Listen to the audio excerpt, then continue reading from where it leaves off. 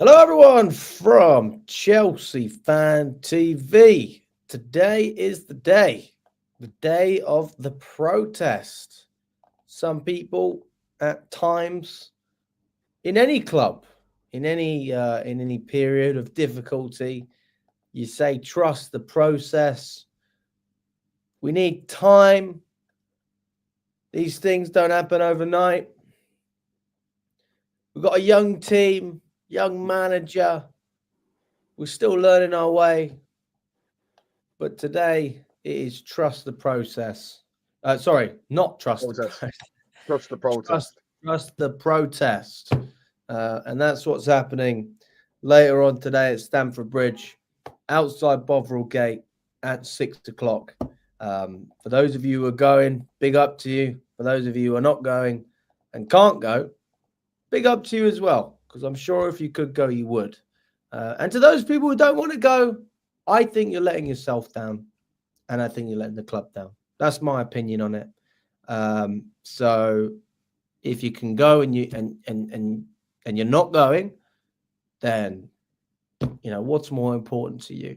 Don't feel like you can complain about Chelsea, but then you can't be bothered to make an effort to protest if you're unhappy about the club, because this is one of the very few times as a fan you have a genuine chance to make your voice heard. And you are denying yourself of that opportunity. You are denying the club of a potential opportunity to improve based on the impact that this protest can have. So we are here and we are going to be confirming everything that has already been confirmed. So today we're going to obviously speak about the protest, but we're also going to reaffirm the reasons as to why. So stay with us. We're going to listen to all of the owners. We're going to listen to Boehly. We're going to listen to Feliciano. We're going to listen to Eghbali. All of these guys to reaffirm and help you understand why these conversations are even happening. So, big up to you, Kev. How are you, man? Yeah. Put it like this: I'm not going. Reason being is I was not going. If I was going to the game, I'd go, but I'm not going to travel down there just for a protest. Obviously, Well, you live about 4 hours, so you have about an three and a half excuse. hour drive, just there. Although I still think it's So poor, Kev. You should still come. yeah, poor by me. Like I Why are you said, even on this chat, I mate? was the What are you one doing? putting in the chats and all that. Start a protest. It's time to protest, but there's a reason why. I'm a very busy man. I've got so much training to do. I've got so much stuff to do that I can't make it. But like I said in previous chats, this is not a one-time occurrence. This is not a one-time thing. If people think that we're going to turn up tonight and protest 300 people and they're going to change the model, you are delusional. This is something that needs to happen every single home game. Yeah. So I'm not talking just today. One time off. The next game, the next game, the next game, every home game to the end of the season, we should be doing the same thing. Yeah, and I will be attending at least one of them or two, whatever. I will be coming down, but not today. So let's get them to change the model. Let's get them to change the way they see us. We are customers. We are not fans anymore. Ticket prices going up, cutbacks. It's not acceptable for this club. We want to see our club back in the Champions League. So much PR coming out the last few weeks. Oh, last week we were a title winning team, but when we was going for the title, Maresca said that we're not in a title race. So where do we stand? Where is the clarity within the club? There's so much wish-wash and everything else. No one knows where we stand. And so until we see the model being changed, we can then take a step back. But until then, we've got to put pressure on the owners. And I feel like a weekly protest at the end of the season will show everyone in the UK that we are serious. It showed the board members that we're serious, and everyone will look at us different and say, you know what, these Chelsea fans love their club and they can't continue to see what we're witnessing. So hope everybody listening, hope everyone watching, don't make this a one-time occurrence. Let's continue to do this to the end of the season. There you go. Big up to everyone in the chat as well. We've almost got 100 people in there. Let's get up to 80 likes on the video. Smash the like button if you haven't already. It helps the channel. Afternoon, Neil. I hope you're doing well, mate. Kivo says, I've been to the last 3 away games, so I know what you mean. But what's the actual point of the protest, lads? Kivo, I hope you stay for the whole live, because if you watch this the whole way round, it's not just what I'm saying, what Kev said. We're going to show you what the owners have said. We're going to show you how this has been brewing over a long period of time. This is not something that I never really wanted to go on Talk Sport and speak the way I did about this ownership. I didn't want to do it. I don't want to have to essentially be a part of a divide within the fan base, because there's still a lot of people that don't believe in the protest. But I believe that we are going down the toilet the way we are being run. We are not being run as a serious football club. Mate, look, the way this club has been run the last 3 years, it's took us 3 years to get to this point, and we've been patient with the way stuff's run. Yeah, to the point where there's no clarity. This is the reason why there's a protest. Where do we stand as a club? We want to be in the Champions League. We want to be winning titles, but they are not showing what the ambition that we want. It's not aligning. 1 minute they're saying that FA Cup's at the priority, and then we're going to contract in the league. The next minute they're saying it's just everything at the moment is PR by Maresca. And I feel sorry for him, because it's not him what's talking. It's a bit like MPs and the politicians. They get told what to say from the top to the bottom, and it channels through to us. But all the stuff they're saying to us, none of us are hearing, because it's bullcrap. If you're ambitious and want to go and win a title, do you go and sign some, what's his name, a Rooney from that French team in the January? Do you go and sign him? Whatever his name is. If you're ambitious club going for titles, do you go and sign one player? Do you go and sign do you go and bring in an up and coming manager that's not proven at this level?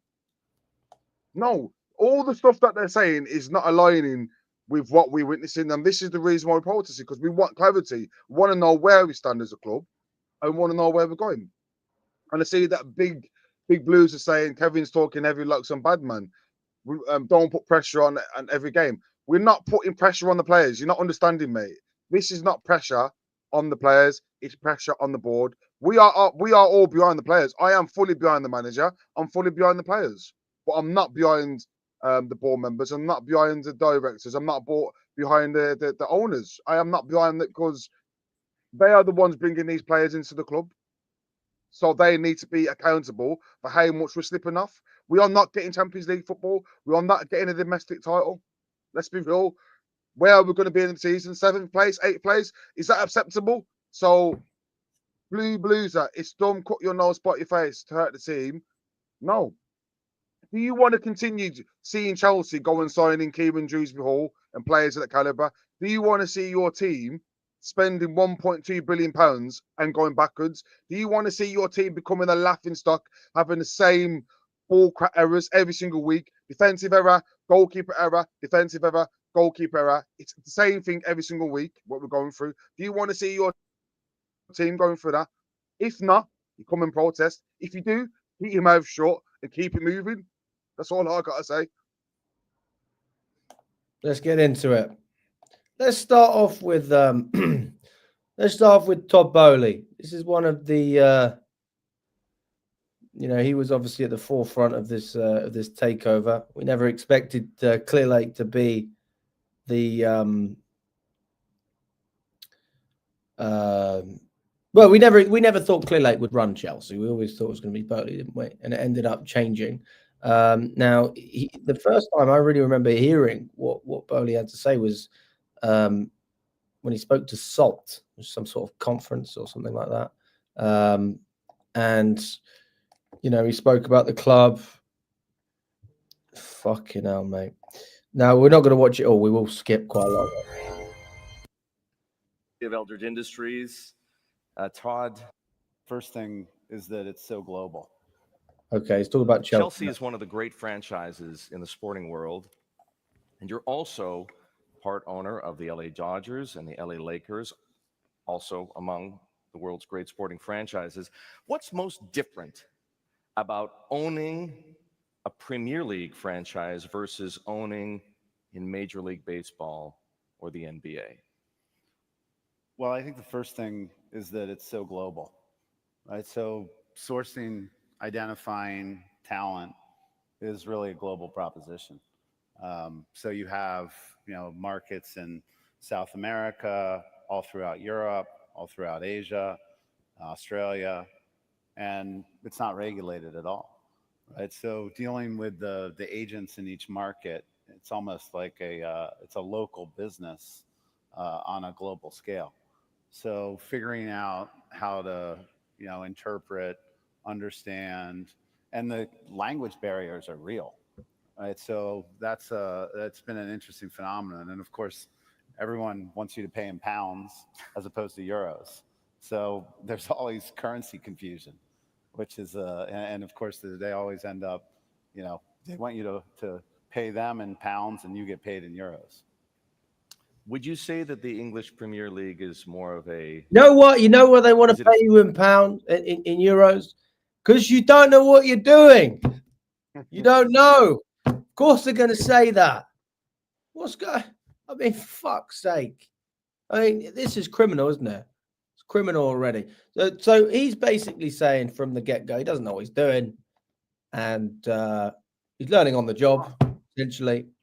Yeah, mate, there's nothing at all which states in his comments that we want to go and get the best of the best. We want to win Well, stuff. let's see, Oh, Kev. global marketing. We're gonna go. We're gonna go into Asia. We're gonna go into. That's all it is. Is go and scout these players from wherever you want to scout them from. Bring them in, sell them on for profit. That's what he's basically saying. Let's continue.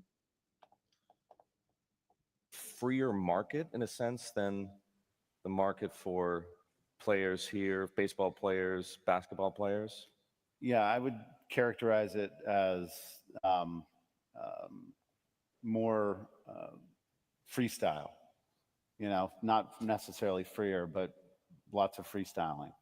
And I think you have to be ready for, all different types of dialogues. You have, the Italian agents that, represent their players, and the, Portuguese agents, and there's one or two in each market that, has a lot of power. So you have to figure out, how to crack into that universe, and also, not just pay full retail for everything. Which is what we did. What about the We differences? paid full retail. We Look at the paid way full retail. Bro, look at the way he's talking about football, though. It's not like he's even full retail prices and all. What the hell is he talking about, bro? We paid full retail. What are you talking? Also, I just want to say this, J4MO. Of course, not everything he says is wrong, but I'm being biased because I don't like him. I'm being biased. All right. Of course, he's saying some things that are true, but you now know what his intention was when he bought the club. You now know this. We didn't know this at a time. So everything that he says, you got to take it with a pinch of salt anyway. I mean, he's at a business conference, so they are going to talk about Big Blue Sea. Yeah, okay. I appreciate. Yeah, we're going scouting in South America, and we're signing Argentine youngsters. But how many youngsters do you need to sign? Every single youngster possible. What about the current condition in the club, brother? Do you feel this current team is going to challenge for honours? I don't even think we'll win the Europa Conference League right now, brother. So you think us going to South America to go and sign Echeverria is going to do any favours for this club right now, brother? If you do, you are brought as well as the rest of them, brother. I'm just going to be real with you, bro. Because we've gone and signed 20 youngsters already. What about the current team? How are we going to get experience into the team to push it forward? So this is the question, really. Enough signing these youngsters. Let's get some experience in the club. Yeah. And let's push forward and be a total winning team. We're not going to be a total winning team signing youngsters for Argentina. Yeah. Let's continue. Between owning in England, different country, than owning in America? I think that the Premier League is 30 years old this year, and the evolution of how they got to the Premier League and relegation and the full pyramid I think you have to see the fact that, there's 5, 6 professional leagues in England. And, the Premier League is the top of the pyramid. And every year you have 3 clubs that get relegated and 3 clubs that get promoted. So, there's a giant distinction in that you always have to have a little bit of an eye on, what's going on at the bottom of the table. You also have to think about economics throughout the whole pyramid. Why the fuck is it all about I economics? think that, that's the media strategies. I mean, the Premier League is broadcast in all but 3 countries in the world. So North Korea doesn't get the content, Latvia doesn't get the content, and there's one other country that I'm blanking on. But the global aspect of it, but then the local aspects of it are, are very real. And I think in England, the Premier League's become the best league. We were talking to Todd Boehly, who said in Italy, you think first and then you run. In the Premier League, you run as you're thinking. Thanks in part, I think, to Mate, Lasso. stop it there, man. Stop it there. People This in this guy country has now not know got what a relegation is. clue. He has not got a clue. From what my understanding of him is, this is solely a business. This is not a football club anymore, bro. This is not a football club anymore. The way he's talking to me, talking to that guy, he's talking about profit. He's talking about economics. Talking about stuff that we don't want to hear. We don't want to hear it. We all want to hear is we're going out and getting the best, and we're going to challenge for titles. There is nothing at all which he has said that aligns with what that vision is. All it is going around, scouting players, making Chelsea a global brand, which we already are a global brand. Let's be real about it. So I don't see his vision on the club. All I see is him talking about profit and youngsters. There's nothing at all. You know what I'm saying, bro? So this is where we need to get them thinking that this is not just a global brand. This is Chelsea football team. This is what about the local fans like ourselves, the English fans that have actually supported them all our life? He's thinking about the American fans and the Asian fans. What about the proper fans over here? There's nothing over here which he said that matches us. It's all about people across the ships, across the waters in other countries. What about us, bro? What about us? So yeah, continue. It's all about, and maybe a little bit about the stakes involved. Are you a fan? Do you think relegation is a good thing? And if it is, would it do some good to sports like baseball, basketball, hockey? It obviously prohibits tanking, right? So I think that you have no, because of course the economics of going into the first league are materially different. Right? I mean, I think the Premier League distributes its media money, and every club gets north of 200 million pounds or so from the media contract. And when you go into the next league down, the Championship League, that numbers fall off a cliff, right? So there's no one who's thinking about tanking. And those relegation games are some of the highest broadcast games. I mean, ultimately, I hope that the Premier League takes a little bit of a lesson from American sports and really starts to figure out, why wouldn't we do a tournament, with the bottom 4 teams? Why isn't there an all-star game? I mean, people are talking about more money for the pyramid. MLB did their all-star game in LA this year. We made $200 million from, a Monday and a Tuesday.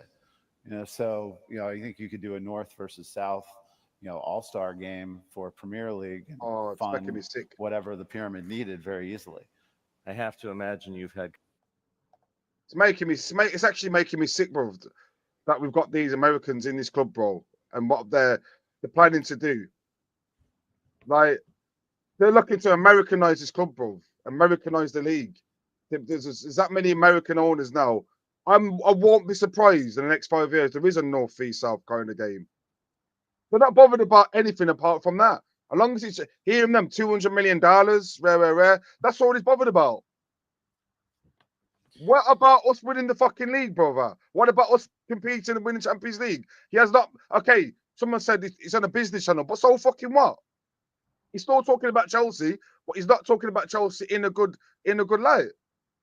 He's not once mentioned us going to the Champions League. He's not once mentioned he wants to create a north, east, south. You can't expect him to say that, but the point is still, you've got to try and see what were we thinking when he first said this stuff. We thought it was a bit weird, but it was like, okay, he's trying to, he's thinking out the box.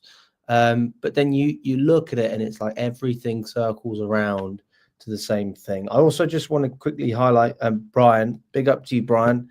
Hope you're doing well, mate. Yes, so that the protest is to change the penny pinching wages model. That's what he was referring to. Because Kivo asked, why are we protesting? It's because of the way this club is being run. Big up to you, Brian. Let's continue as well, because again, we've got more to fucking get into, man. Like, I'm not gonna lie, this might run over an hour, and I'm not got a problem with it. If you're up for it, Kev, I can, if we have to run over a little bit. I've probably got another hour left, so about half two. Okay. I've got a 2:15. Conversations along those lines with some of your fellow owners, are they supportive? Yeah, listen, I think that everyone likes the idea of more revenue for the league. I think that there's a cultural aspect that is just is real, and I think evolution will come, and I think that you're going to look, if you look at the Chelsea app, for example, it's way behind the MLB, the Dodgers, that app, right? So I think that there's going to be. You just talk about an app. Yeah, Chelsea app. Fucking hell. A lot of evolution. And the nice thing about the Premier League is you own the worldwide rights, right? So the Dodgers, for example, if we were to take the Dodgers and build revenue streams in Asia with them, the way it works right now is, we only would get 1/30 of the revenue. So there's really little incentive to grow into a global brand from a U.S. sports point of view. But of course, all these rules were written, years ago when the idea of global distribution, at your fingertips wasn't available. Todd, in at least one respect, English football is no different from any sport. And what I mean by that, of course, is that the fans, right, the supporters in the local vernacular always know better. And in the case of Chelsea, they're doubly skeptical, right? They're wondering how a bunch of Americans and a Swiss billionaire with no history in the game could possibly know anything about building a championship team. So let's address that skepticism. What do you know? Oh, here we go. I think we know people. We know human capital. Whoa. I think we understand. Hang on a second. Stop it there. He just asked you, what do you think about winning and being successful with Chelsea? What can you do? Americans and Swiss owners. And he said, we know people. What the fuck does that mean? What people? Carry on. Let me hear what he's got to say, bro. Fucking, let me hear that again. This is the first time I've watched this video. Team. Americans and a Swiss billionaire with no history in the game could possibly know anything about building a championship team. So let's address that skepticism. What do you know? I think we know people. We know human capital. We know human capital. Oh, come on, Kev. Come on, mate. Where's the passion? Where's the passion, like? If I was owning Chelsea and I want to win because I'm going to spend the fucking money, I'm going to buy the best players in the world, and I'm going to put them in the club, and we're going to replicate the old model. That's it. He's talking about fucking capital, revenue, and we know people. Who do you know? Who do you know? Who do you know? Forward Stanley, is that who you know? Is that who you know? Who do you know is going to win us fucking titles? Because the people that you brought in clearly haven't got a clue, bro. Fucking hell. I did watch this video when it first came out. A lot of these things go under your nose, don't they?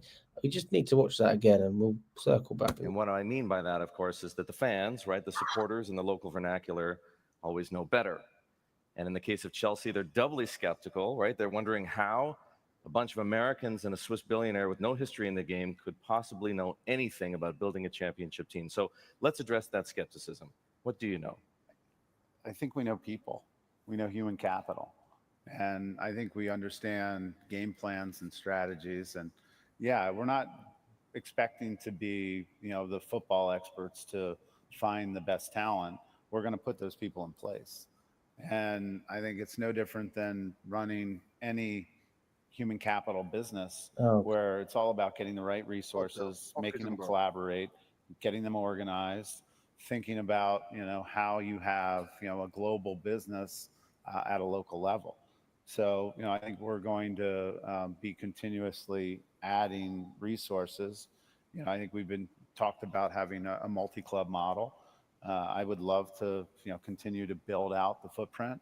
I think that, there's different countries where there's advantages to having a club. Red Bull does a really good job. They've got Leipzig and they've got Salzburg, and both of which are playing in Champions League. So, they've figured out how to make that work. You have Man City, which has a very big network of clubs. Because I think the challenge that Chelsea has right now, one of them, is that, when you have 18, 19, 20-year-old superstars, you can loan them out to other clubs, but you put their development in someone else's hands, right? So I think that, our goal is to make sure we can show pathways for our young superstars to get onto the Chelsea pitch while getting them real game time. And that's actually something that I do agree with. Now, if it's one thing I do like about the multi-club model, the idea of being able to develop players ourselves, because if you loan, like Santos, for example, we loaned him to Nottingham Forest. He didn't get any minutes. Strasbourg, he's having a great time. And I think that's brilliant. That's probably one of the few things that I agree with that he says. I think that's a fair point, isn't it? Got to agree with that. Yeah. Of course, that we was doing that before under Roman Abramovich when we had Batiste. that Dutch team. Batiste. Yeah, we had that. Yeah. So it was, but what we're getting to is, in what part of that question did he answer with anything in the lines of, we're going to get the best, we're going to make sure? All it sounded like to me is what we're witnessing now. So they clearly know what they're doing, because from what he said, he's aligning with what it is now. So the rest of it, in respective of what's winning titles and what Maresca came up with last week, is PR. Load of bollocks. They know that this is coming, the protest. So they need to start saying things to change it. Not one bit of that, what he said there, aligns with winning titles. It's a multi-club project. It's getting the best youth in. It's getting profit from the players, etc., etc. Nothing at all which states to us and has proved to us that they want to win. So we are not a winning club now. You may as well call us the new RB Leipzig. It's an RB. It's a Red Bull project. It is not a Man City project. Difference. He's trying to talk about Man City, but the difference between Man City is, what do they go and do? They go and sign Haalands. They go and replace them with world-class players. If they need something, they will go and get it, and they will pay 50, 60, 70 million. What are we doing now? We can't even go and sign an Osimhen, bro. We can't even match 150k for his wages. So for him to start mentioning Man City, it's totally relevant to what we're doing now, brother. It's just a lot of bullshit. They know what they're doing, and we are where we are because of these. Simple as that. Let's go. To me, the way to do that is through, another club somewhere in a really competitive league in Europe. And because of Brexit, you also have to think about, okay, well, how am I going to get these boys? And of course, we have the top women's club in the world too. But how are you going to get them into Europe? Into England because of Brexit. So we need GBEs, which are basically points that you get for playing in different leagues. And the more points you get, the more caps you play, the more national teams that you have, it's easier to immigrate. So our job is to figure out how to put that platform together so that we can get our 18, 19, 20-year-olds, because we have one of the best academies in the world. So if you look at what our academy has developed, our academy is Mo Salah, Kevin De Bruyne, more recently Tammy Abraham, Reece James, Mason Mount, please, Trevor Chalobah. Please. Oh, this guy's embarrassing, bro. What have we done? I saw the picture earlier of Roman Abramovich and Marina Matislava, and it's just like, it makes me sick, brother. It makes me sick, man, what we've got now, brother. A guy that actually thinks that Kevin De Bruyne and Salah came out the academy, like, hasn't got a fucking clue what he's on about. He literally hasn't got a clue what he's on about, bro. And listen, the thing is, there's a clear ambition from what they want to do, brother. It's not like he's telling you here what he wants to do, brother. and nothing is talking about winning and being a top club. It's all academy, this and that, 19, 20-year-olds. This is the model. So can everybody see in the chat now why we want to protest? Do you want to see your team turn into Brighton? Because we're nearly there. Actually, to be fair to you, we're worse than Brighton, bro, right now. So do you want to see your team turn into a championship club? Because if you don't come out and protest, this is where we're going because of these people. Yeah? Continue there, brother. We have 10 or 11 players right now that are either on loan and controlled by us, or we have the right to buy them back, or they're playing for our team that came from our academy. So what we really need is a place to put our 18, 19, 20-year-olds to develop them somewhere in Portugal or Belgium or somewhere like that, get them the points they need, and also get them out of South America and into Portugal is a perfect place, for example, we think. And then to get them on the pitch in Chelsea. You just talked a moment ago about the importance of talent and the people whom you need to hire to manage that talent.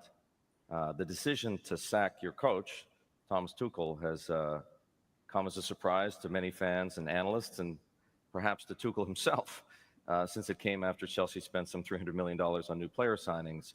These people think you panicked, Todd, after losing a Champions League match, against Zagreb. What's the real story? When you take over any business, you just have to make sure that you're aligned with the people who are operating the business. And I think Tuchel is obviously extremely talented and someone who had great success at Chelsea. Our vision for the club was finding a manager who really wanted to collaborate with us, a coach who really wanted to collaborate. I think there's a lot of walls to break down at Chelsea. And before the first team, for example, in the academy, didn't really share data. They didn't share information. Fucking. What's So the other about? he just spoke about Tuchel, and the reason that they got rid of him is because he didn't want to collaborate. Because he probably didn't want to get rid of the experienced players. He didn't want to develop the young players. Why are you spending all the money on a player who's not going to help us right now? And that is simple as that. Tuchel wasn't sacked because of it performances, wasn't and that was the going rate. When we had a bad loss against Dynamo Zagreb in the Champions League, but we were stable. We knew we would finish in the top four, and all of a sudden you sack him after the transfer window. It was because Tuchel wanted experienced players. You wanted to go ahead and sign fucking kids. That's the reason why. And he went and brought in Potter, which we all knew was a yes man. And every single manager, and even Pochettino to a certain extent, he wanted out the club. I don't think that was a sacking. I think that was a mutual thing. And then we've got in Maresca, he's just the biggest yes man going. He gets told what to say. If they say jump, he says how high. That's basically Maresca. So they needed the manager to suit what they wanted to do. And unfortunately, Maresca is that guy. But you are not going to attract a world-class manager with this model. It's just going to be up-and-coming managers like Maresca's. He probably wouldn't even get Almiron because he wants experience in his team. We are not that team. So I don't think when they've came up this week and said that Maresca is going to be here for the long term, I can see why he's going to be here for the long term. Because he's a yes man. He will go and tell them, he will go and tell the media exactly what they want to hear. And that's it. That's the reason why they want to keep him. But for him to come out and say we're going to be a title winning team, that's from upstairs as well. Because they want us to be like, you know what? Oh, let's listen to Maresca. But until you put your money where your mouth is, we are not believing in your bullshit. So, like I said, we protest every week until they change the model. Let's continue. About where the top players were coming from. So our goal is to really bring a team together that with the academy, with the first team, with the incremental clubs that we want to acquire and develop. All of that needs to be a well-oiled machine. And the reality of our decision was that we just weren't sure that Thomas saw it the same way we saw it. And no one's right or wrong. It's just we didn't have a shared vision for the future. And it wasn't about Zagreb. It was really about the shared vision for what we wanted to Chelsea Football Club to look like. And it wasn't a decision that was made as a result of a single win or loss. It was a decision that was made really about what we thought was the right vision for the club. Todd, since acquiring the Dodgers back in 2012, you and your fellow owners have almost doubled its value to north of $4 billion. Media rights were an essential part of that. Are media rights as important to your plans for Chelsea? Well, because we have the intellectual property that is global and is ours, it's absolutely a key component. And because we have a global fan base, so developing that fan base is our number one goal, right? To give them. How are you going to develop the fan base? There you go. You're dragging our club through the mud. You're making us worse. There you Who go. wants to support Chelsea when this is what you're going through as a Chelsea fan? How are you going to encourage anyone to support Chelsea? Did you hear what he just said? Did you just hear what you just said, though? What's his number one priority for the club? What you talk about media? Yeah, that's what you just said there. That's the number one priority for the club. So he just Number said it. one. You said number one. Go rewind it back. Rewind it back. It clearly says it there.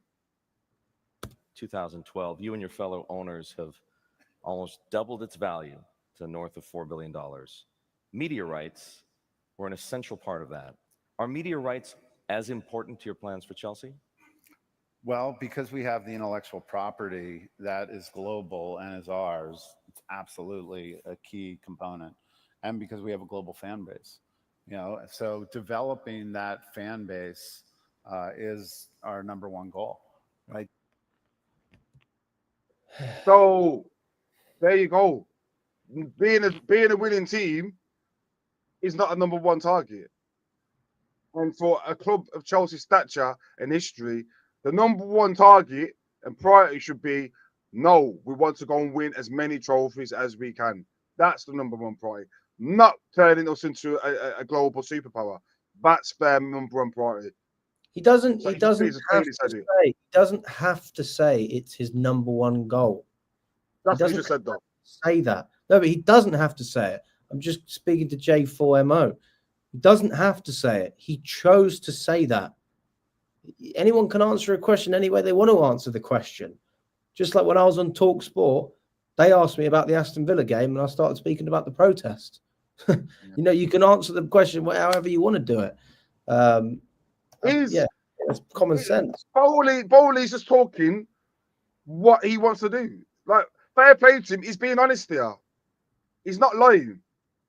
He's not lying. And he's telling us what the priorities are. So, do you want to see your team become big in China or big in India or America before we win another Premier League?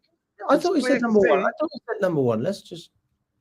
Because we have the intellectual property that is global and is ours, it's absolutely a key component. And because we have a global fan base, so developing that fan base is our number one goal. Number one goal. Number one goal. One goal. Charlie's in the mud. Charlie, you're in the mud, bruv. Look, he says number one. Look, listen, he didn't have to say on this video for us to see where he wants to go with stuff. And the last 2 years, especially, they've shown us that winning stuff is not a priority. It's growing the club. Yeah. And he's just said it right there. The number one priority for the club is to grow it fan base nationally, globally. Yeah. Heard it from the horse's mouth. Right. To give them things that they can't get anywhere else. Right. We're the only place you can go to experience the insides of Chelsea Football Club. And, as we think about what we're going to do digitally with that platform, it's absolutely a direct connection to our fans, the people who care the most, the passion that people have about, football. You can think about it and you can intellectualize about it. But when you're experiencing it, I don't think there's anything like it. And maybe college football, maybe college football would be the thing that I would say is most. Here in America. Here in America, yeah. But it's beyond passion, right? It's bordering religion. You talked about building a network of clubs, possibly by acquiring a franchise in Portugal or Belgium. How else do you add value to this franchise?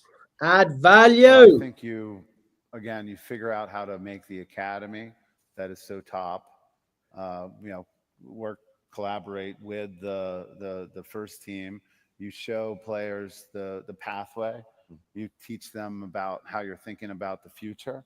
You treat your players of the academy as academy product, not academy players. Product. So I think you What? Products. That's what I they mean, are. he is honest. You got to give him that. He's being He's honest. being honest. They are not fucking the products. We are customers. The players are products. They buy and sell. Basically, it's just like a fucking stock market for them. This is like stocks and shares for them, bro. Basically, that's everything that he's saying is run. It's like he's running a fucking a food company. You're gonna get all the ingredients. You can chop it down. You're gonna cook it, and then we're gonna sell it on for more, brother. And it's a product. And we're his customers, brother. You see what I'm saying? That's Right. it. I can't believe It's it. fucking products, bro. I honestly didn't think he said that. When you listen to it the first time, I mean, I just didn't. This stuff went over my head. Honestly, I can't believe some of the stuff he's saying. It's fucked up, man. You treat your players of the academy as academy product, not academy players. So I think you Is Barcelona the example there? Yeah, La Masia is an amazing. They've done an amazing job. And of course, no one can own Barcelona or Real Madrid, right, or Bayern Munich for that matter. So I think we think that Chelsea is probably the biggest brand that one can own in sports worldwide. If the Super League or something like it were revived in European football, would you be supportive? I think Champions League has a big component of that already, right? So you have the best clubs throughout Europe playing in the best competition. And so I think we believe very much that, Champions League has a lot of that. And there's a reason if you win Champions League, you make, over 100 million euros, right? So, you win the Masters and you make a couple $1 million. You win Champions League and you make over 100 million euros. But you could be playing Barca or Real Madrid or Bayern Munich more frequently. Yeah, and I think you can do that in the summer, and there's other ways to do that. And I think that the passion that the fans have for the sport and for the sport. So he doesn't give a fuck about us being in the Champions League, but he'd rather have some summer tournament in America. That's what he just basically said. Yeah, that's what he's more or less. That's what he's rewind it a bit because that's what I'm. No, Kev. Basically, the guy said to him, the guy's basically trying to say to him, "Oh, why wouldn't you want the Super League?" And he said, "The Champions League is basically already like the Super League. Like, why would we change it?" And then he said, "Oh, but you play them every week." And then Boehly said, "We can just do that in pre-season." But what's that got to do with anything, though? Well, I don't think that's a bad thing to say. I mean, I think we've had a lot worse. I mean, I haven't got a problem with what he's just said with that. Look, he said a number of things that have been very poor. He said that our academy players are not players, they're products, and they should be treated like products. He said that the number one priority is to grow Chelsea's fan base through media. That's a key component for them, and I'm quoting him now.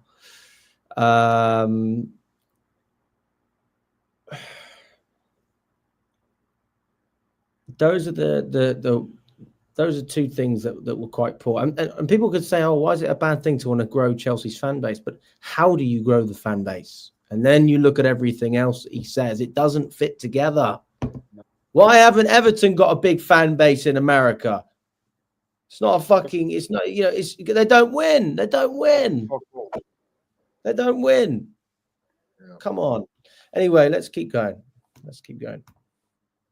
Sport as it is so strong that it's hard to envision, changing. Because people want to know, is that a hard no? I never say hard no. Oh, I mean, fuck off. I like to keep options alive, but obviously, it's not something that we're talking about at all. So he said, so they are open to the idea of getting the Super League. They are open to it. That's what he course they said. are. Are there parallels between the rationale for owning sports franchises like Chelsea and the Dodgers and your investments in other businesses that are similarly built around an audience? And I'm thinking about film and TV production, for example, magazines, song catalogs, gaming, restaurants. Are there parallels? I mean, in the end, you have to deliver products that people want, right, and that people value. Whether that's in film and TV, right? If we obviously A24 that we founded in 2012, has done an amazing job cultivating audiences and becoming its own brand. People go to watch A24 films. They go to watch A24 shows. The fact that they've been able to cultivate that in a mere 10 years is a real testament to the management team. But yeah, it's about building an audience no matter what you're doing, right? You have to have people who are willing to open their wallets to trade with you. You're working with There you Vlad go. Ronan and his Aman Group on an Fucking ultra hell. luxury property, or at least an ultra luxury hotel, right? For the property that you own next to the Beverly Hilton in Los Angeles. Is the thesis around high-end real estate the same as your thesis around the scarcity value of franchises like Chelsea? I think Fucking the core franchise. is very similar. I think Aman Group, we believe, it opened up now in New York. There's in the Crown Building. The reviews have just been fantastic. We think it's the highest luxury brand out there.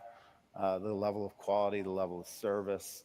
I think it's unique, and it absolutely is about offering something that is rare. Stop there, Alex. Evidently, the Aman New York is for sale. Are you interested? Just The building gonna itself. open up this, and this is what I heard as well. Build an audience, no matter what you are doing. So win, lose, or draw, open your wallet. And that was key to me. That was all I needed to hear from this Did he guy. say open his or draw? Is that what he said? Or is that Open up. Yes, he said, did say open up your your wallet. Yes, he did say that. So basically, as long as they're getting our money to buy shirts, to buy products of the club, they don't give a fuck if we're winning or losing. That's what he just said in fucking in quotes. So that's where we at, man. That is where we are. We're in the mud, my friend. We are in the mud. Off the real estate. That's right. Yeah. The model there is to have, we own some of the buildings themselves. And, I didn't know that was for sale. But Vlad himself owns it. It was so important to him that he put up hundreds of millions of dollars. So I would imagine that he might be thinking about, now that it's up and operating, to diversify a little bit. But I think it's a fantastic spot. It's got really, I think it's got 24, right. I think that they're the safety, the luxury, I think people are willing to spend more of their budget on travel. So we've the brand in the U.S. It's harder and harder to find talent. Right, whatever. I'm done with Boehly. Let's move on. Okay. Now, this is the next segment where we look into Eghbali. Now, we're only going to go through the 3-minute video, but it's just important if you look underneath that 3-minute video, you see the 43-minute video and the title of that, which is buying a sports team is one of the ways that you can get a legal monopoly. And it's about expanding international portfolios, which is just, I mean, it's been in front of us the whole time, man. It's been there the whole time. But anyway, let's see what Eghbali had to say. And yeah.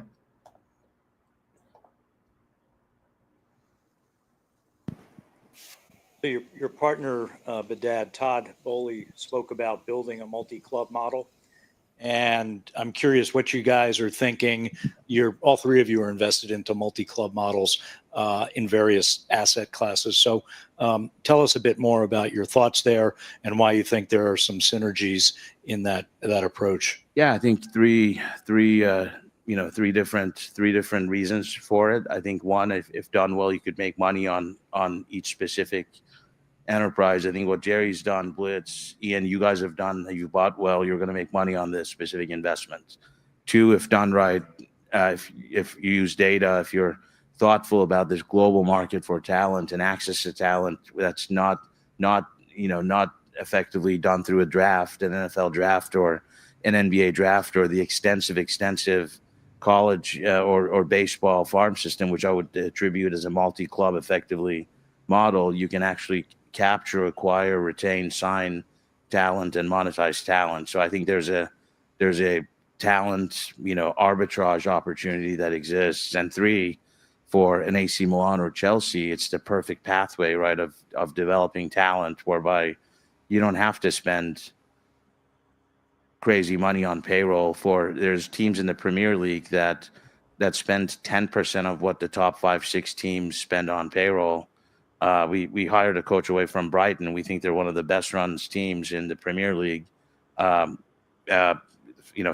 owner is a sports gaming, data, background. He spends 10% of the payroll, wins almost as much, right? And is a very stable mid-market, mid-table, very profitable club, right? So I think if you apply some of that IP into developing talent, but keeping your talent, again, not subject to arbitration, certainly subject to free agency, but the model of 6, 7, 8 year contracts earlier based on players you've retained who have market value, we think can be a sustainable model. And again, I think we worked probably in the third inning of teams, leagues. All of us and others are looking at different markets, making bets in different markets.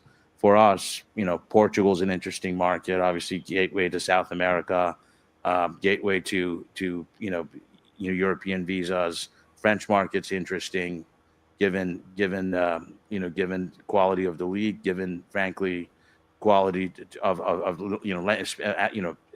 French speakers in Africa, right? Africa we think is a big market. The Dodgers, you mentioned Todd, if they have an academy, they have a farm team in Uganda, right? So I think looking at Africa as a market with just an untapped amount of talent, close to Europe, time zone wise, close to Europe, we think is interesting.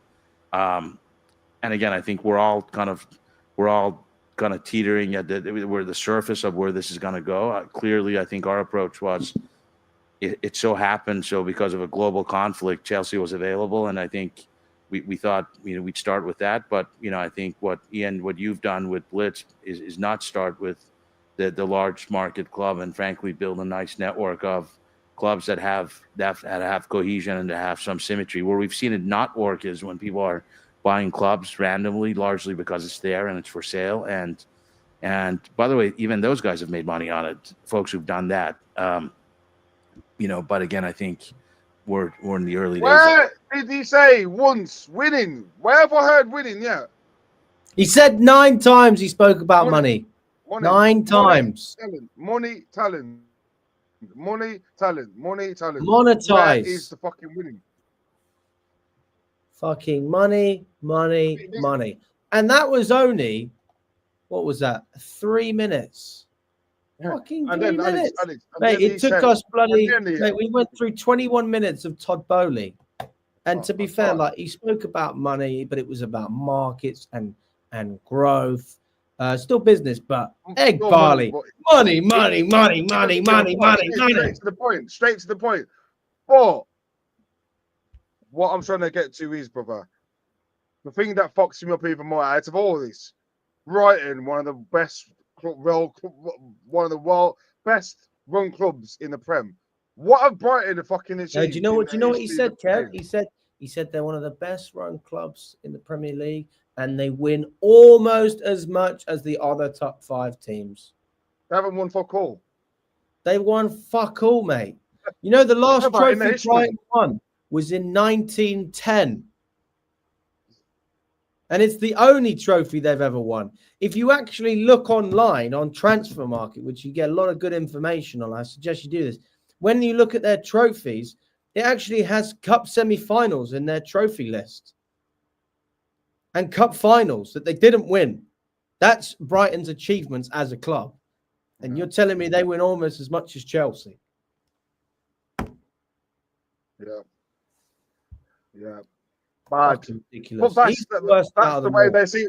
They have turned Chelsea from a winning power at a top elite club, and they're slowly and surely turning us into a team worse than Brighton. That's what they're doing, brother. And they don't give a fuck about it. As you can see, as long as money is involved and they're making profit, they don't give a fuck. That's it. Simple as that. So, Lewis, I've got Louis here in the chat. Who? Waste of time. Waste of time. They don't care about the club or trophies. They don't care about the protests. We can make them care about the protests, though, if we continue to keep putting pressure on. Because they will hear us out. They will see. Eghbali, they will hear in the stand all day, all game today. Boehly, you're C-U-N-T. I don't want to say the word. But they will hear it. If they sit in there, they will hear it. They're going to hear us out. They're going to hear us singing Roman Abramovich.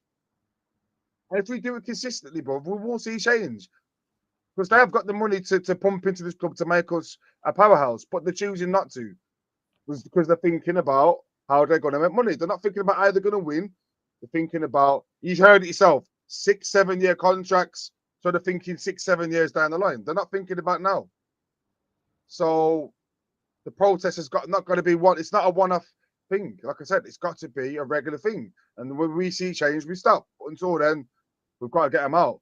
Because I don't want to end up going to see my club in the Championship or playing like getting beat 3-0 by Brighton on a weekly basis. That's what it is. That's where Chelsea going. That's where we're going. That's where we are going. Right. On to the third. Feliciano. To structure equity, et cetera, et cetera. And so how do you come up with that playbook? You and Behdad, he comes from TPG, you come via Tenenbaum and worked on Wall Street before that. What did you see in the market that wasn't there? Yeah. Actually, maybe this is important, to be fair. For us, it was a different idea, a different way. Or we had the belief, maybe unfounded, that we had a different idea, a different way of doing things, a different way of looking at things. For us, it was having the experience of having seen or having invested, kind of going back to 2001, 2003, 2005, 2006. If you look back at that period, there was parts of that kind of economic cycle that were actually very healthy, and then we had periods of distress. And one of the things we noticed, being from the TPG vantage point, from the Tenenbaum vantage point, is that different firms, were able to capture different parts of that cycle, but very few are able to invest across that economic and credit cycle. And we felt that there was an opportunity to create a firm that had a few elements. One, that was sector focused, not only one sector, but sector focused. And we definitely picked sectors very intentionally, sectors that we thought had significant secular growth, even if there was some cyclicality embedded in those sectors. But also, very intentionally, we wanted to have a firm that had the capabilities to invest across that economic and credit cycle. And that meant, understanding how to do a pure play buyout, but also understanding how to do more complicated deals. How to basically look operationally at a company that was doing a carve out and executing on that carve out, or looking at a company that required some help, a turnaround situation, and even, kind of a little bit more esoteric, right? Or a little more unique capabilities of, buying the debt and getting control through the debt in restructurings, primarily in a friendly way. We felt that we could combine all that. We could create, something that was unique and a little bit different. Looking back now, almost 20 years after founding the firm, I think we did capture a space in the market that was a little bit different. There are a few other firms that can do what we do, but very few at our scale. And so you ultimately zero in, or really from the beginning, zero in tech, industrials, sort of consumer but broadly defined. As you look across those at this moment in 2022, we've heard a lot throughout the day about, shall we say, some turbulence in the market. People have been checking their Bloomberg throughout the day and being like, okay. What do you see? I mean, what's the lens or what's the sort of posture that you take in this market right now? Yeah.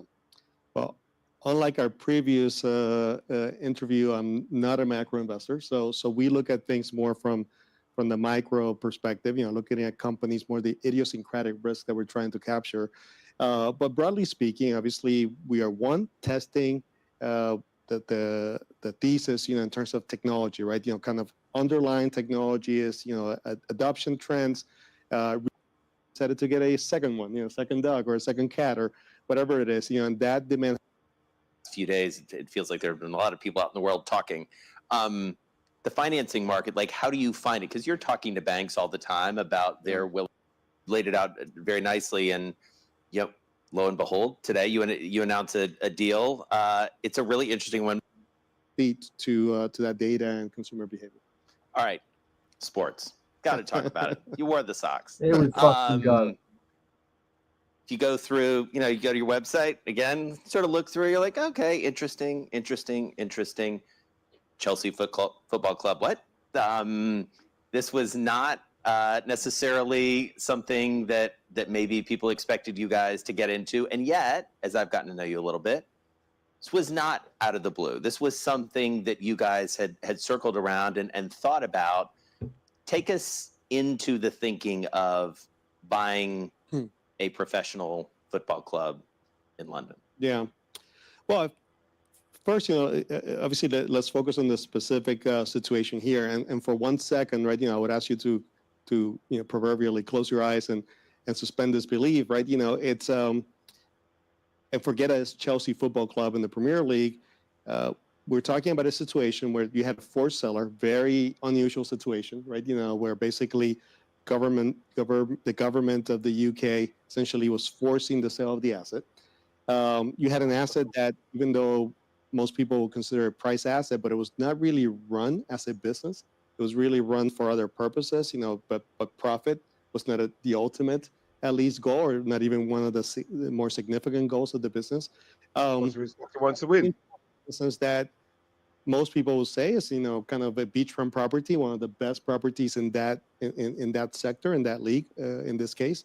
And again, when you think about sports, it's really the interplay. What are we really talking about? We're talking about live content media, right? And how to monetize that media depends on some of the things that we're talking about: technology, data, right? Trying to understand consumer behavior. So stop it there. Essentially, so now go back to kind of Chelsea. We thought we had a really interesting opportunity to buy a business in a very unique situation where, again, there was a forced seller.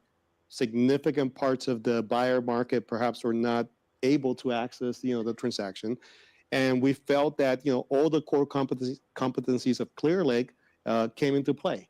On top of that, we were able to partner with Todd Boehly and his group, a group that has a lot of experience in other significant leagues and significant teams, the Dodgers, the Lakers, etc.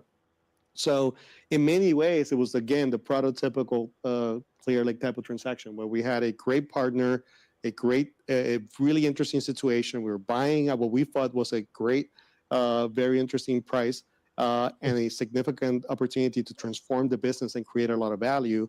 And then if you add on top of that the overlay that the English Premier League, in our opinion, is one of the better leagues to invest, one of the ones with the most significant upside on a long-term basis, we got pretty excited about it. Yeah.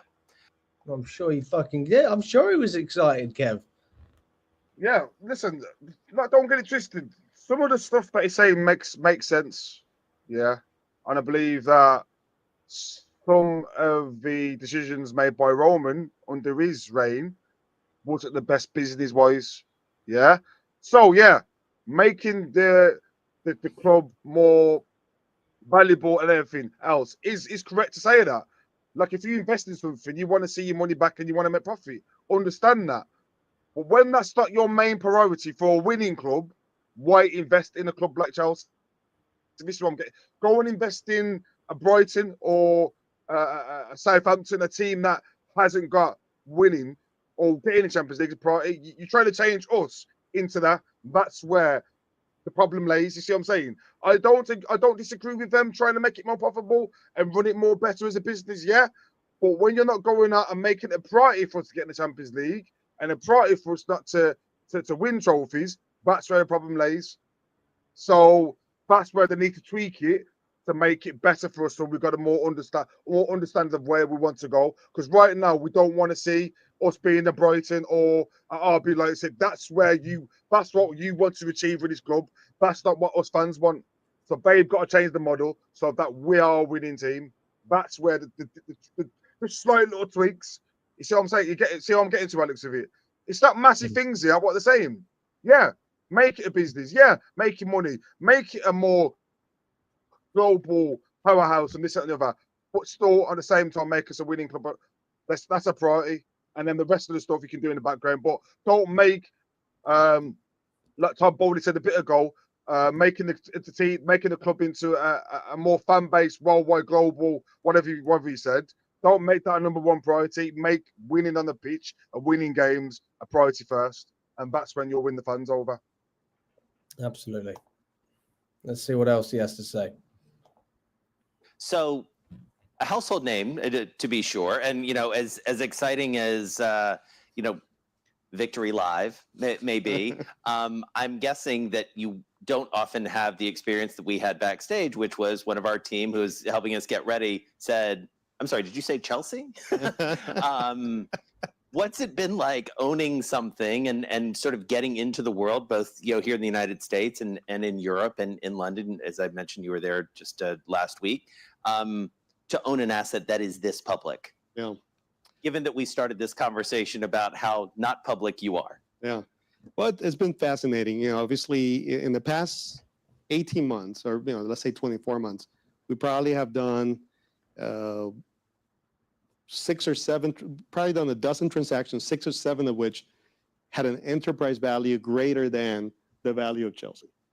But you may, because you maybe did a little more research than most, but most people in this room will have no clue about the other ones, right? IPG, BBB, Cornerstone, nobody has a clue. But Chelsea, everybody has an opinion, or a lot of people have an opinion, particularly in Europe. I would say that we knew this was going to be a transaction that was going to be a lot more visible, a lot more high profile. We purposely have not been front and center in many ways in the transaction, and our partner Todd Boehly. We purposely have not been front and center of this transaction. He's telling us all this stuff. He's saying it. Look. We purposely have not been front and center in many ways in the transaction, and I can't believe this guy. I can't believe it. This profile.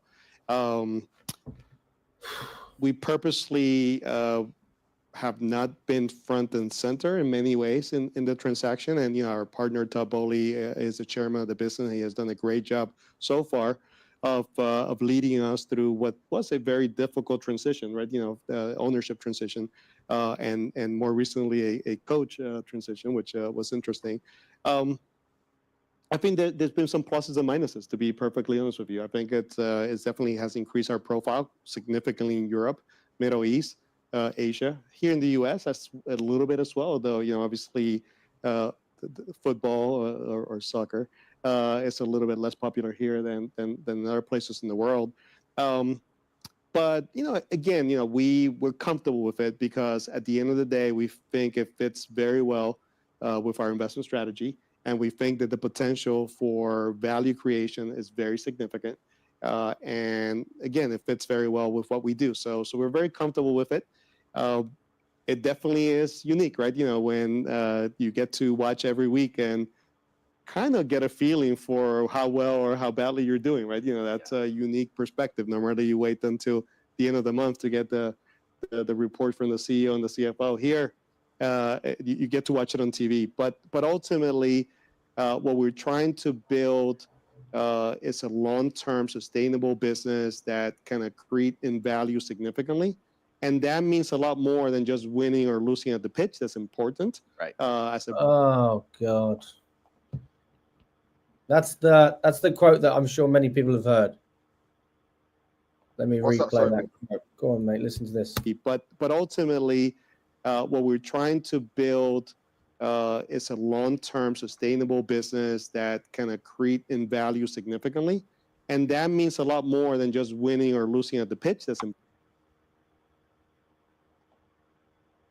There you go. There you go. So let's replay that one more time because I'm seeing a few idiots in the chat. Let's replay that one more time. One more time.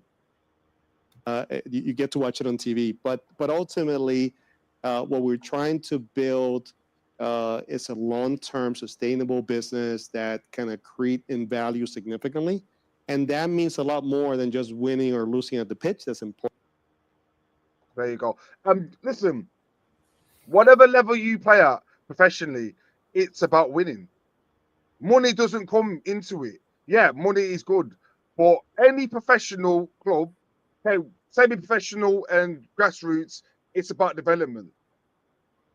They are using this club as a development club, and we are a professional team at the highest level of football, and they're seeing us as not a winning.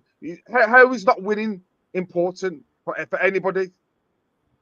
So if that's the mentality set by your board, please, it's what trickling through to the players as well. And this is why unhappy players wanted to get out of the club. They don't want to come near us. They can see this now. They know they're not bothered about winning. So how are we going to attract the best players? It's not going to happen. So if people in the chat, are you happy for your owner to say this? If you are, you either bought or you're just a new fan that's just been supporting Chelsea 6 months. You haven't got a clue what it means to support Chelsea. Because, yeah, baffled. I'm hurt. I'm hurt by the comments, mate. It's a long-term sustainable business that can accrete in value significantly. And that means a lot more than just winning or losing at the pitch. That's important. Right. As a brand, as a media property, as a team, as a club. But we're also trying to establish and build or put in place the right building blocks to have a great business, kind of in 3 years, 5 years, 7 years. And a lot of the work that we're doing is behind the scenes trying to do just that.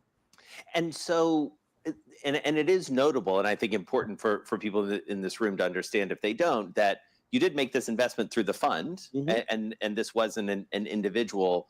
And so that does bring with it a different set of responsibilities. Absolutely. I would imagine, and different because you're having to talk about this with your LPs, not just with like your family. Yeah, no, absolutely. We think we have an incredible opportunity to double revenue. We think we have in our hands, one of the best media properties and sports properties in the world. Where we can get to $1 billion or £1 billion actually of revenue. We think we have hidden assets. For example, we have the Chelsea women's football club, and that's probably arguably a top 3 women's football club in the world.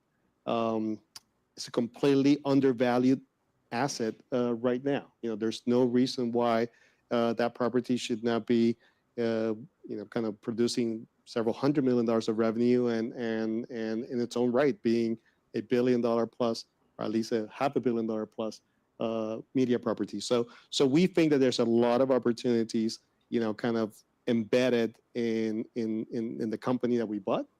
Again, it just happens to be Chelsea Football Club, a club that in some cases has fans that have been fans or the family has been a fan for 5 generations, right? Yeah. So that's what's unique, right? And we care about our supporters. Oh, piss off! That's the last. And after, look, we are in 19 minutes of the fucking video, and that's the first time he said we care about the fans. Everything else has been profit, investments, assets. And the only time in the whole video, it took him 20 minutes to say, we care about the fans. And you actually think he fucking cares about us? No. I mean, at least he says it, but he doesn't mean it. He doesn't mean it at all. You know, fans that have been fans for, or the family has been a fan for 5 generations, right? Yeah. So that's what's unique, right? You know, and we care about our supporters.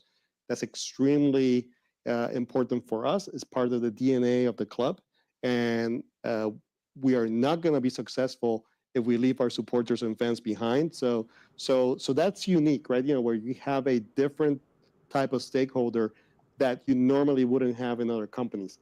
But then again, you know, we're used to having stakeholders. You know, there's employees, there's customers, suppliers. In every company, you have different type of stakeholders. Who's the customers? Us. We're the fucking customers, mate.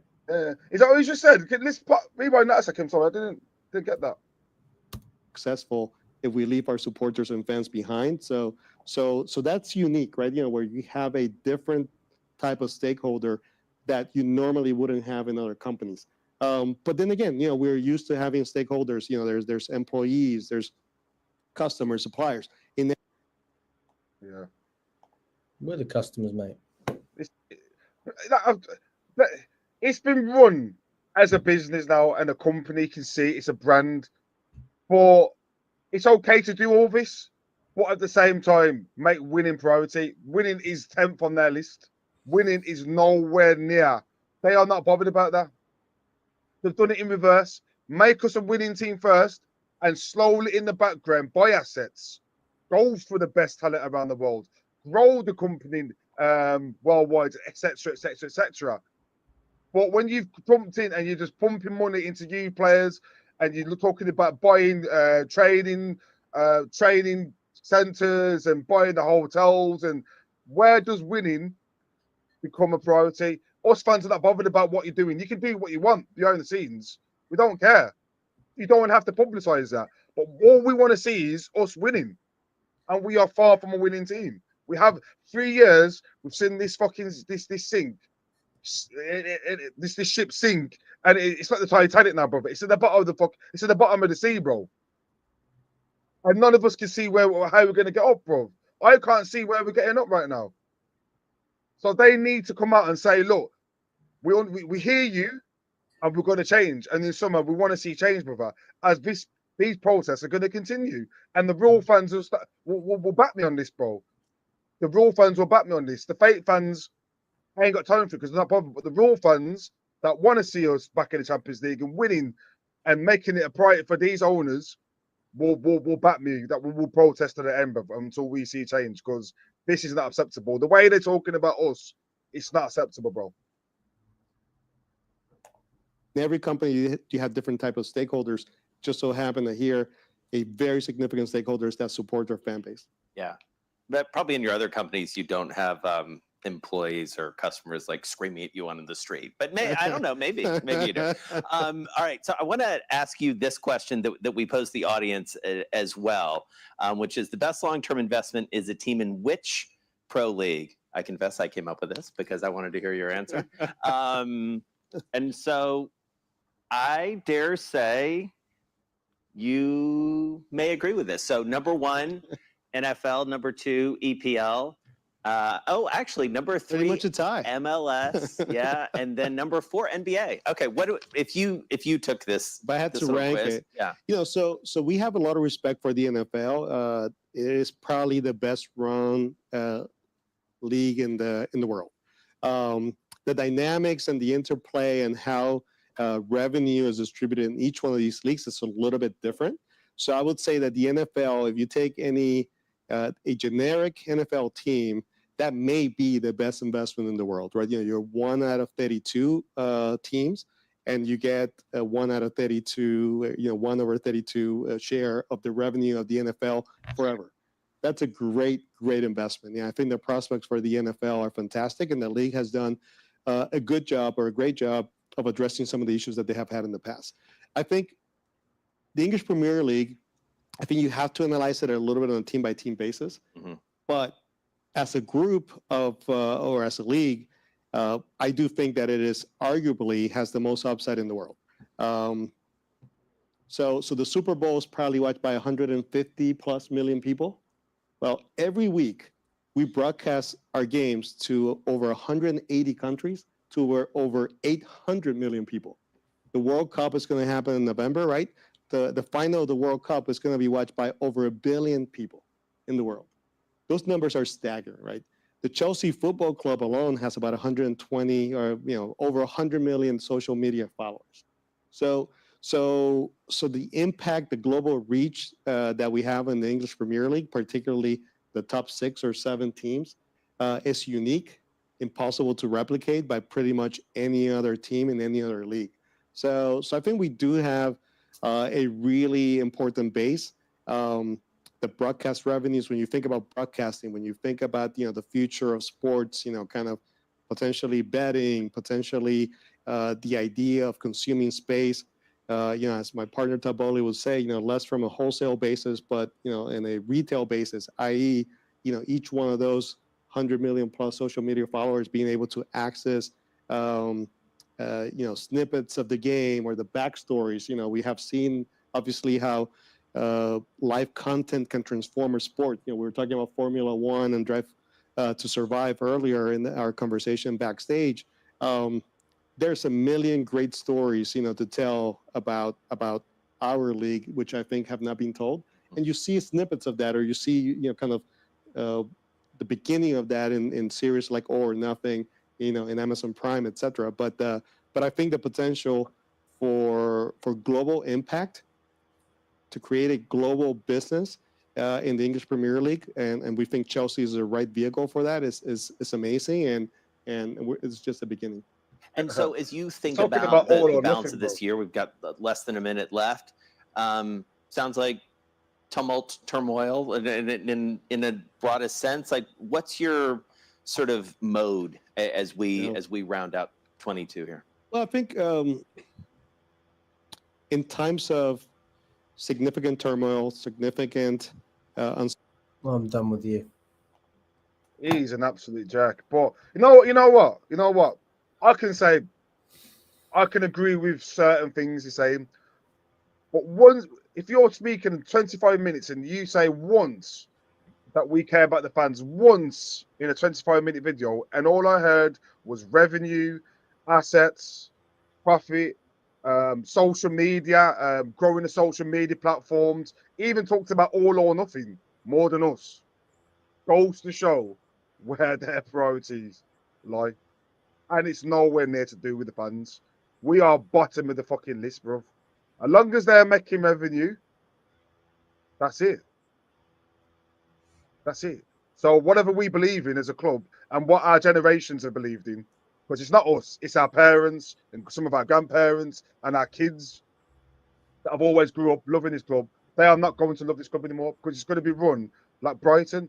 It's just going to be profit, profit, profit, and nothing else. So the winning Chelsea is done. And can we get it back?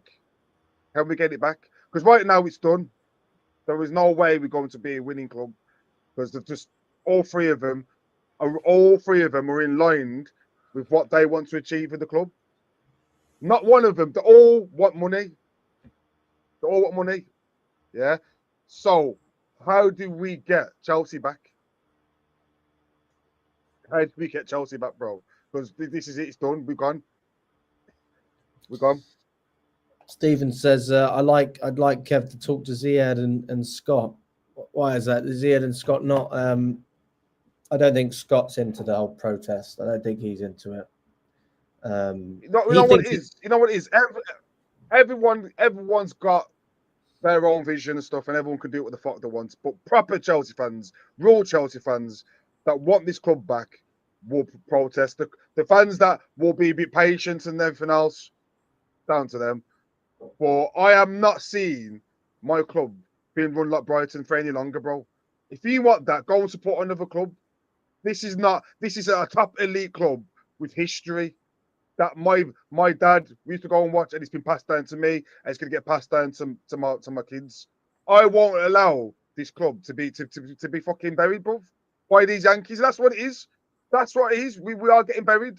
So if they want to continue to watch it, more to them. But people, of course, and Alex and the proper fans that want to see this club achieving stuff, will make a stance and we'll protest because they care for the club. That's all I've got to say on it.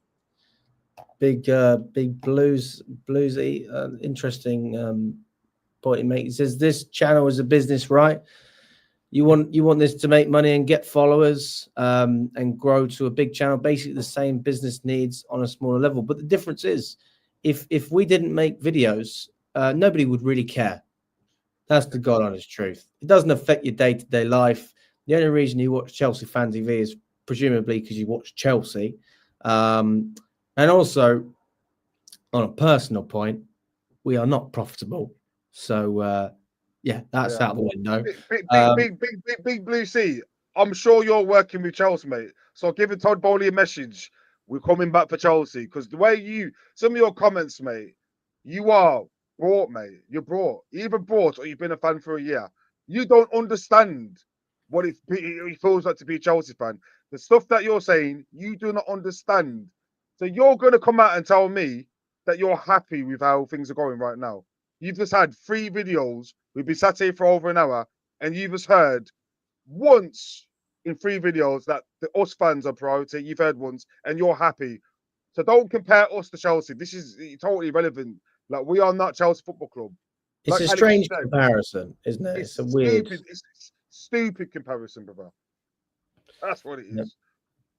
Cliff said this isn't a football club; it's a YouTube channel. That guy's analogy sucks.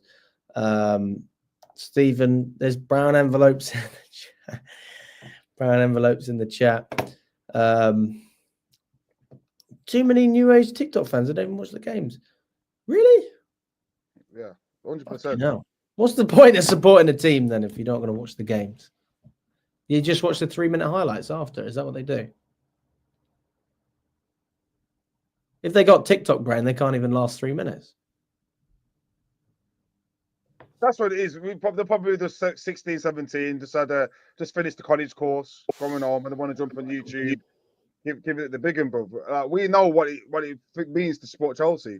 Like I said, it's not about winning. Winning is, sorry, I'm not talking like them. Winning is a major thing in football. What is how they are talking about the club. They are not prioritizing us. They're not prioritizing the stuff on the pitch. This is just a fucking business now, brother. But the way they are speaking is what it looks like. And this is why we're not happy, brother. That's what I'm trying to get to with it. So, yeah. We'll round off very shortly. Cliff says, Alex, what happens when we secure when? You're very confident. What happens when we secure top 5 and win the Conference League? How many teams from England are in Europe? I think it really depends on how other teams do in the Champions League. You obviously City are out, so you need Liverpool to do well, you need Arsenal to do well, and you need Aston Villa to do well. So if they qualify in some of the latter rounds, then that will help England get that 5th spot. Obviously, Man City didn't do us any favours in that respect. But to be honest with you, they're probably them and Arsenal. I can't bear them winning it, but I would be happy for Villa. I wouldn't really care if Liverpool did well. Because they've already won it a number of times anyway. But it's a great question. There would probably be another Europa League. No. I don't know. That's a great question. I don't even know. Do you know the answer to this, Kev? I just waffled there, mate. What was that, mate? So I'm in the team. Yeah, from what I've heard, if we get 2 teams in the semi-final, we get the fifth place. So say Villa. Yeah, but he's talking about and winning the Conference League. Well, we just get Champions League, mate. That's all. If we win the Conference League, we get away for Cup, away for whatever it's called. The one up. See, away for Cup, is it the old Europa League?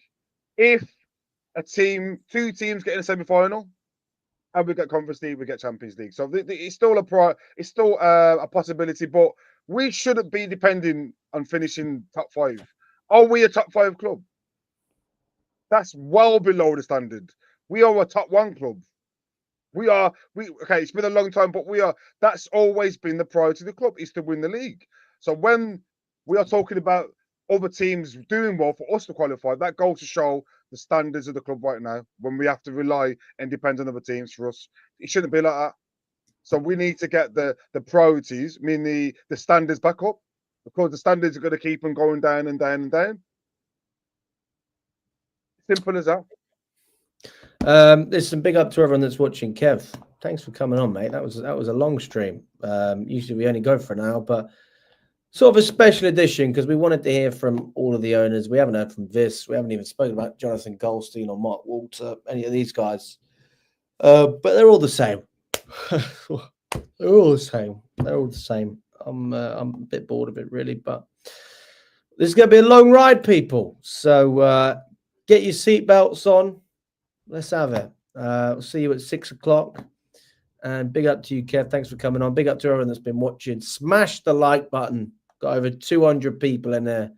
Let's see 200 likes. Put that thumbs up on the video.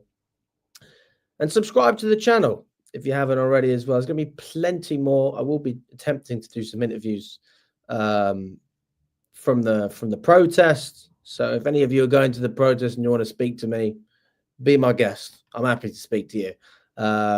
So yeah, let's go from there. Big up to everyone, and we'll catch up very, very soon.